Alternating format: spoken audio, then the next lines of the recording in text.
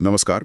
आज हम बिहार शिक्षा विभाग के शिकायत निवारण पोर्टल पर थोड़ा गहराई से नज़र डालेंगे। हमारे पास भास्कर न्यूज़ की एक रिपोर्ट है और इसके आंकड़े कुछ कुछ सवाल खड़े करते हैं। हजारों शिकायतें हैं पर समाधान कितना?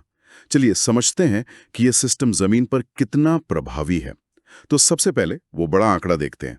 पोर्टल पर कुल मिलाकर 30,787 शिकायतें दर्ज हुई। काफ़ी बड़ी संख्या है ये। हाँ, संख्या तो वाकई बहुत बड़ी है।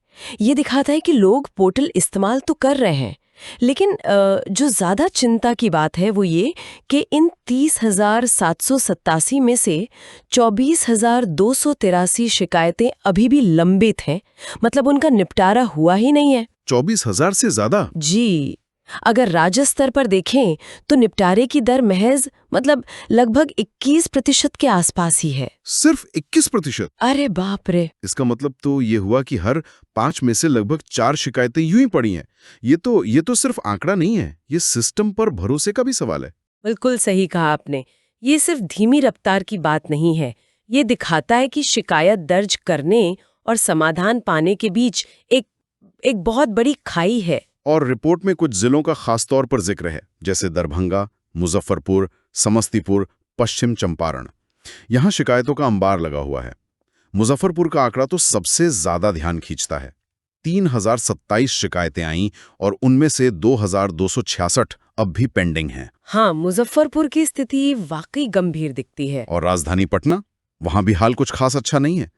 1240 में से 1,053 लंबित। जी हाँ, ये जिलेवार आंकड़े कहानी को और पेचीदा बनाते हैं। देखिए, मुजफ्फरपुर जैसे जिलों में शिकायतों की इतनी बड़ी संख्या शायद निपटारे में देरी का एक कारण हो। पर क्या ये अकेला कारण है? क्योंकि पटना जो राजधानी है, जहाँ शायद संसाधन बेहतर हो, वहाँ भी स्थिति बहुत अच्छी नहीं है। तो ये इशारा करता है कि समस्या शायद ज्यादा गहरी है। हो सकता है प्रक्रिया में ही कोई गड़बड़ी हो या वो स्टाफ की कमी हो। और कुछ जिलों की हालत तो और भी ज्यादा चिंताजनक बताई गई है। जी। रिपोर्ट अरवल, पूर्णिया, नालंदा और कैमूर का नाम लेती है। यहाँ निपटारे की दर लगभग 0 के करीब है। अरवल का आंकड़ा तो अविश्वसनीय है। 349 शिकायतें दर्ज हुई और रिपोर्ट कहती है एक का भी निपटारा नहीं हुआ। 0। जी, ये स्थिति तो बेहद गंभीर है। अरवल में 0 निपटारा, पूर्णिया में 640 में से सिर्फ शायद 1 या 2 का ही निपटारा हुआ है, मतलब 638 लंबित है। सिर्फ 1 या 2? हाँ, ये आंकड़े तो यही बताते हैं कि इन जिलों में शिकायत निवारण तंत्र एक तरह से बिल्कुल ठप पड़ा है। नालंदा में भी 466 में से 144 लंबित हैं और कैमूर में 691 लंबित बताई गई हैं, जबकि निपटारा सिर्फ 22 का हुआ। तो ये दिखाता है कि सिस्टम हर जगह एक जैसा काम नहीं कर रहा है। कहीं ना कहीं स्थानीय स्तर पर बहुत बड़ी बाधाएं हैं। बिल्कुल। 0 निपटारा, ये सोचना भी मुश्किल है कि पूरे जिले में एक भी शिकायत का हल नहीं निकल पाया। इसके पीछे क्या कारण हो सकते हैं? मतलब क्या कोई ध्यान ही नहीं दे रहा या कोई तकनीकी दिक्कत है? ये कारण कई हो सकते हैं। जैसा हमने पहले कहा, संसाधनों की कमी एक बड़ा मुद्दा हो सकता है, या फिर स्टाफ की ट्रेनिंग की कमी हो सकती है। शिकायतों की प्रकृति भी मायने रखती है, शायद वो जटिल हो।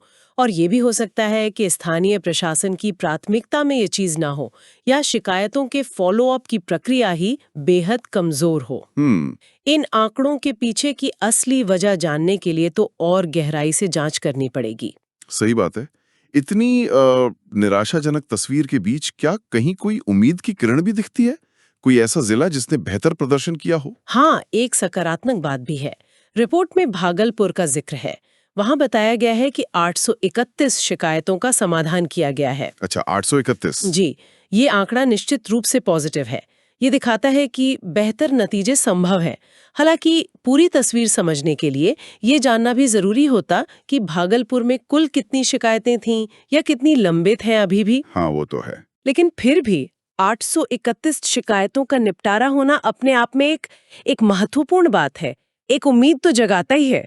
तो भागलपुर एक अपवाद जैसा दिख रहा है। ये क्या दिखाता है? क्या वहां कुछ अलग हो रहा है? हो सकता है, बिल्कुल हो सकता है। शायद वहाँ शिकायतों के निपटारे के लिए कोई ज्यादा समर्पित टीम हो, या हो सकता है कि वहाँ का स्थानीय नेतृत्व इस मुद्दे को ज्यादा प्राथमिकता दे रहा हो। या ये भी मुमकिन है कि वहाँ जो शिकायतें आईं वो थोड़ी सरल हों? हाँ, ये भी संभव है कि उनकी प्रकृति ऐसी हो जिन्हें सुलझाना तुलनात्मक रूप से आसान रहा हो।